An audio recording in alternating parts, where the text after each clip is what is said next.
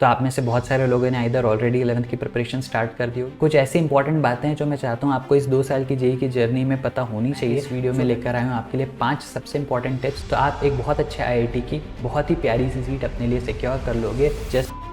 सो JEE 2026 aspirants, अब आपकी 10th की एग्जाम्स हो चुकी है, तो आप में से बहुत सारे लोगों ने इधर ऑलरेडी 11th की प्रिपरेशन स्टार्ट कर दी होगी या बहुत सारे लोग होंगे जो अभी 11th की प्रिपरेशन स्टार्ट करने वाले होंगे। कुछ ऐसी इंपॉर्टेंट बातें हैं जो मैं चाहता हूँ आपको इस 2 साल की जेईई की जर्नी में पता होनी चाहिए, so that towards the end of preparation आपको रिग्रेट ना हो कि यार अगर ये सारी बातें हमको स्टार्टिंग से पता होती या किसी ने हमको बता दी होती तो शायद हमारी प्रिपरेशन बेटर होती। तो इसी चीज़ को ना होने देने के लिए मैं इस वीडियो में लेकर आया हूँ आपके लिए 5 सबसे इंपॉर्टेंट टिप्स, जिनको अगर आप फॉलो कर लोगे तो आप एक बहुत अच्छे आईआईटी की बहुत ही प्यारी सी सीट अपने लिए सिक्योर कर लोगे just in this 2 year of preparation. सही है, तो वीडियो के हर एक पॉइंट को बहुत ध्यान से सुनना, वीडियो के किसी भी पार्ट को स्किप मत करना और वीडियो को एंड तक देखना। And let's get started. So JEE के इस प्रिपरेशन में सबसे पहली जो इंपॉर्टेंट चीज़ है वो है टू गिव योर बेस्ट। अपना बेस्ट हर दिन देते रहना इसलिए इंपॉर्टेंट है ताकि 2 साल के एंड में जब आपकी प्रिपरेशन एंड हो, जब आपका एग्जाम डे हो, वहाँ पर आपको 1% भी दिमाग में ये फीलिंग ना आए कि यार अगर मैं थोड़ा सा अपना बेस्ट दे देता या अगर मैं अपने 100% पोटेंशियल पे परफॉर्म करता तो शायद रिजल्ट इससे बेटर आ। क्या होगा कि अगर आप अपना 100% हर दिन देते चले जाओगे, आपका जितना पोटेंशियल है उतना परफॉर्म करते जाओगे, तो at the end for some reason अगर आपका सिलेक्शन नहीं भी होता है तो आपको रिग्रेट नहीं रहेगा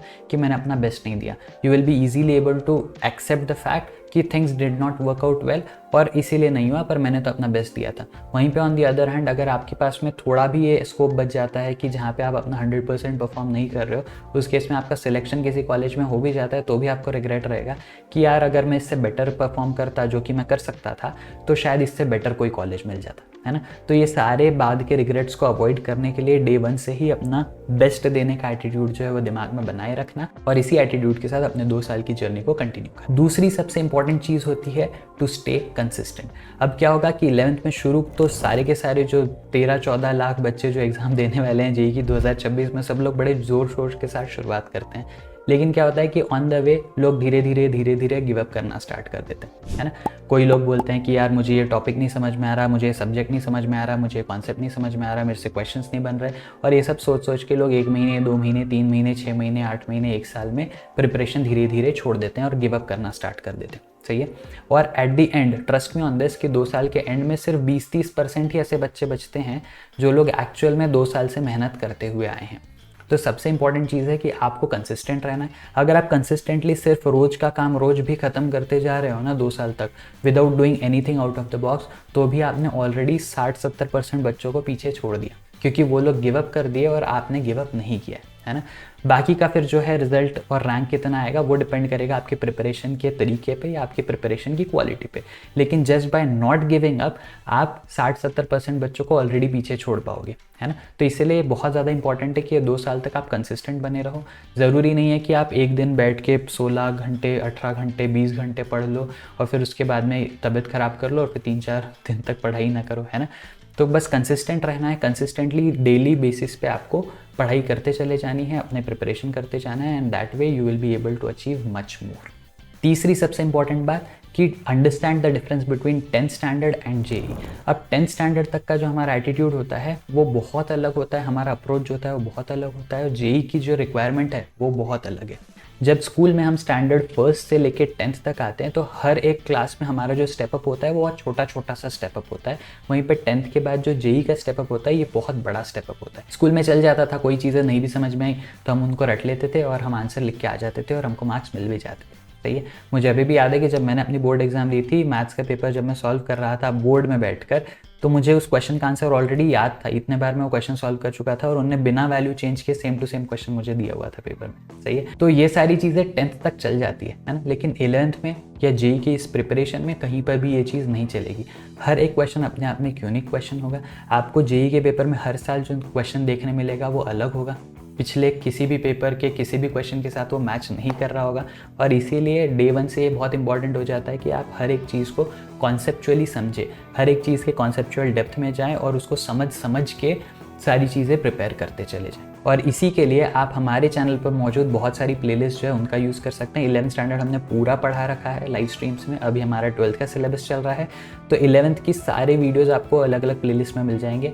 आपको बस चैनल को सब्सक्राइब कर लेना और इस चैनल पे दी हुई सारी प्लेलिस्ट को एक के बाद एक 1.5x पे या 1.25x पे जिस भी स्पीड में आप ग्रास्प कर सको उस स्पीड के ऊपर सारे वीडियोज़ को सीक्वेंशियली देखना स्टार्ट कर देना है ना। इससे क्या होगा, आपकी कॉन्सेप्चुअल डेप्थ डेवलप होगी और डे 1 से आप एडवांस के क्वेश्चंस को भी सॉल्व करना स्टार्ट कर दो। उससे आपको एंड में जाकर एडवांस के क्वेश्चंस कोई नए नहीं लगेंगे या आपको बहुत चैलेंजिंग नहीं लगेंगे और आपके लिए जेईई के क्वेश्चन सॉल्व करना जो है वो एक केक वॉक बन जाएगा। ठीक है। चौथी सबसे इंपॉर्टेंट बात, अवॉइड बैकलॉग्स। तो आपके लिए इंपॉर्टेंट ये है कि आप जिस पेस के साथ आपका कोचिंग में या अलग अलग जो भी प्लेटफॉर्म आप फॉलो करते हो वहाँ पे जिस पेस से सिलेबस चल रहा है आपकी प्रिपरेशन भी आप उसी पेस में चलने दें। जिस दिन जो पार्ट कवर हुआ है आप उसी दिन उसकी एनसीईआरटी रीडिंग, उसकी question solving, practice question, previous year question, जो कुछ करना चाहते हो तब का तभी ख़त्म कर दो। इससे क्या होगा, इससे आप कभी भी कोई भी चीज़ बैकलॉग में नहीं जाने दोगे। अब डे 1 से क्या होता है कि हमारे पास पढ़ाई का लोड कम होता है तो हमारे पास जो लेवरेज होता है, हम सोचते हैं यार छोड़ो आज नहीं हुआ कल कर लेंगे और दूसरे दिन हो भी जाता है। लेकिन धीरे धीरे यू वोंट रियलाइज़ कि आप जैसे जैसे चीज़ें छोड़ते चले जाओगे आपको फिर से उन चीज़ों पे वापस आने का कभी समय ही नहीं मिलेगा, इतना सिलेबस का आपके ऊपर बर्डन बढ़ जाएगा। तो इसलिए बहुत इंपॉर्टेंट है कि आप सिलेबस की पेस को सही से बनाए रखें और उस पेस के साथ में प्रिपेयर करते जाए ताकि आपका कोई भी पार्ट मिस ना हो या बैकलॉग के तरीके से आपके पास जमा ना हो जाए। सही है। एंड फिफ्थ सबसे important point, mental and physical health. Mental और फिजिकल हेल्थ का ध्यान रखना आपकी बहुत प्राइमरी रेस्पॉन्सिबिलिटी है। अगर आप उसका ध्यान नहीं रखोगे आप बहुत जल्दी एग्जॉस्ट हो जाओगे एंड बहुत जल्दी आपको फेज आ जाएगा जब आप गिव अप करने का आपका मन करेगा। सही है। तो आपको करना क्या है, इसके लिए बहुत सिंपल सी चीज़ है। आपके पास जो 24 घंटे आप 8-8 घंटे के 3 स्लॉट्स बना लो। एक 8 घंटे में तो आपको पूरी 8 घंटे की नींद ले लेनी है। जो दूसरा 8 घंटा है उसमें आपको बहुत ही डिसिप्लिन्ड वे में और बिना डिस्ट्रैक्ट हुए पूरा का पूरा फोकस अपनी पढ़ाई पर देना है और आपको 8 घंटे में बहुत जी जान लगा के प्रिपरेशन कर देनी है। जो आपके पास बचा हुआ 8 घंटा रहेगा उसमें आप अपने डेली रूटीन वर्क्स करो, अपने फैमिली और फ्रेंड्स के साथ टाइम स्पेंड करो और साथ ही साथ अपने फिजिकल एक्टिविटीज़ पर ध्यान दो, है ना। तो आपकी जो भी फिजिकल फिटनेस से रिलेटेड चीज़ें, अगर आप खेलना जाना चाहो या कोई भी और दूसरी फिजिकल एक्टिविटी करना चाहो वो सारी चीज़ें करना। इससे क्या होगा कि आपका एक राइट बैलेंस बना रहेगा मेंटल एंड फिजिकल हेल्थ का, जिससे आप बहुत जल्दी एग्जॉस्ट नहीं होंगे और आप सस्टेनेबली 2 साल तक कंसिस्टेंटली परफॉर्म कर पाएंगे। सही है। इसके साथ ही साथ आपको टाइम को भी बहुत अच्छे से मैनेज करके रखना पड़ेगा। ये जो आपने 8-8 घंटे के स्लॉट बनाए इसमें आपको ध्यान रखना पड़ेगा कि आप डिसिप्लिन्ड वे में सारी चीज़ें सही से कर रहे हैं।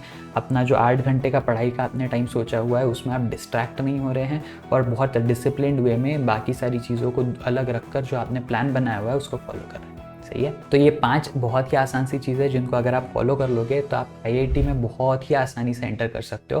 आईआईटी में जाना बिल्कुल डिफ़िकल्ट नहीं है, इसका बहुत ज़्यादा हाइप बना हुआ है, लेकिन ये कुछ कंसिस्टेंट रहने की बेसिक सी 4-5 चीज़ें हैं जिसके बारे में मैंने डिस्कशन किया अभी और उन चीज़ों को अगर आप फॉलो कर पाओगे तो आप अपना सिलेक्शन पक्का कर लोगे।